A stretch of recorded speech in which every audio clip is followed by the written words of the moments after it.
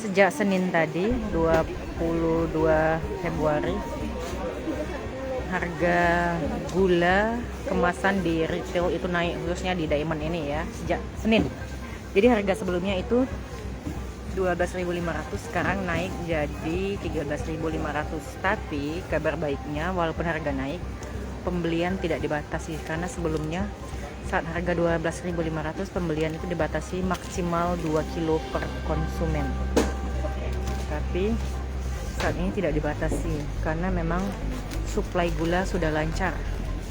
Namun di beberapa retail lainnya pembelian tetap dibatasi, ada yang dibatasi 2 kilo, ada yang dibatasi 5 kilo, tergantung dari kebijakan masing-masing retail. Tapi khusus di Diamond itu pembelian tidak dibatasi ya, karena menurut manajer on duty Diamond, Pak Minto, mengatakan bahwa permintaan gula memang tidak terlalu tinggi seperti permintaan minyak goreng.